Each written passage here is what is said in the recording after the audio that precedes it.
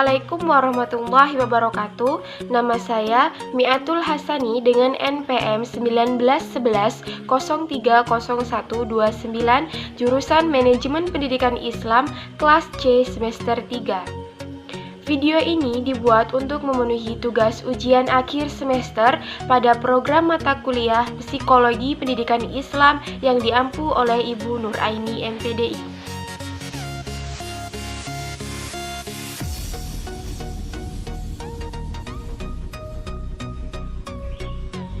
Teori behaviorisme menyatakan bahwa sebuah pengalaman mampu mengubah tingkah laku, kebiasaan, atau proses berpikir seseorang sebagai hasil proses belajar dan pengalaman itu sendiri. Teori operant conditioning adalah suatu metode pembelajaran yang menggunakan hadiah dan hukuman sebagai konsekuensi dari sebuah perilaku yang dilakukan oleh peserta didik. Teori Gestalt adalah sebuah teori yang menjelaskan proses persepsi melalui pengorganisasian suatu komponen-komponen yang memiliki hubungan, pola, dan kemiripan yang sama antara satu sama lain. Teori medan kognitif yaitu suatu metode yang menganalisis hubungan-hubungan kausal serta membangun konstruk-konstruk ilmiah.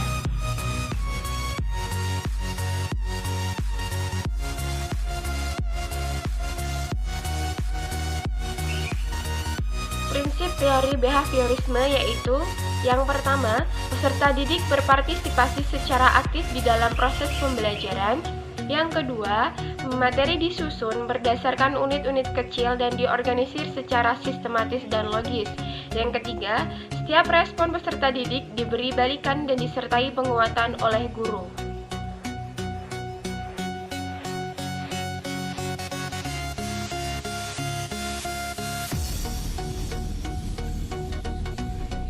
Sembilan faktor yang mempengaruhi lingkungan belajar antara lain.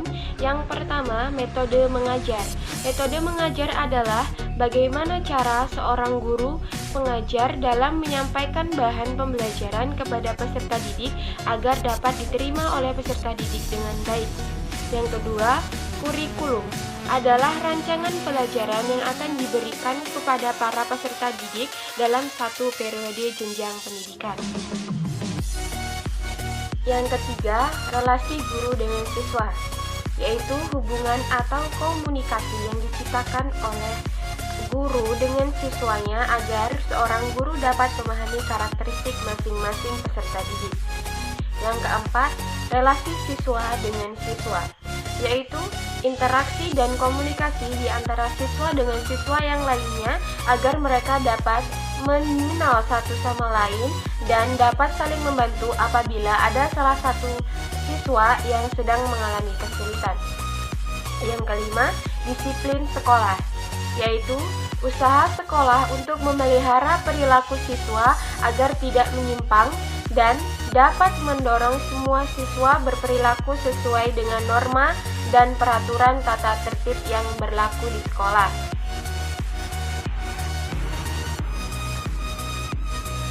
Yang keenam, pelajaran dan waktu sekolah adalah suatu keterampilan yang tersedia untuk mendapatkan pengetahuan, kecakapan, wawasan, kepandaian, dan sikap secara teratur.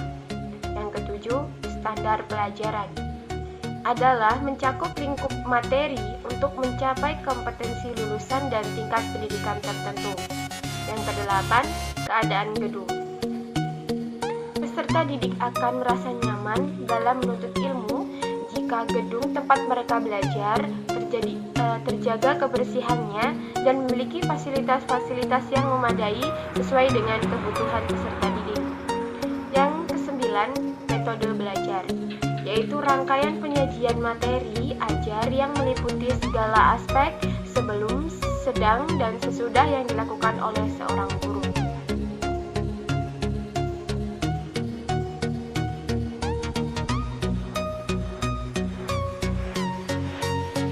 Kepribadian yaitu cara seseorang individu bereaksi dan berinteraksi dengan orang lain. Peran guru adalah tugas pendidikan meliputi mendidik, mengajar, dan melatih peserta didik.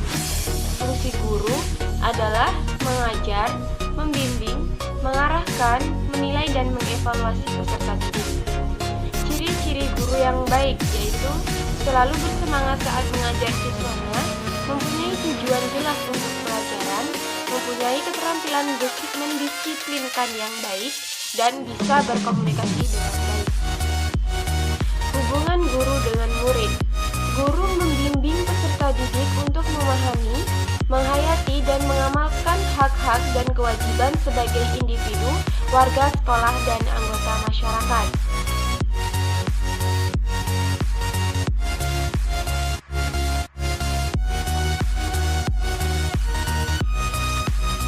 Belajar psikologi penting karena pada dasarnya manfaat psikologi pendidikan secara umum membuat pengajar, guru, ataupun dosen menciptakan suasana belajar mengajar yang disukai oleh siswanya. Para pendidik dengan pemahaman ilmu psikologi pendidikan yang luas bisa menciptakan iklim sosio-emosional yang kondusif di dalam ruang kelas.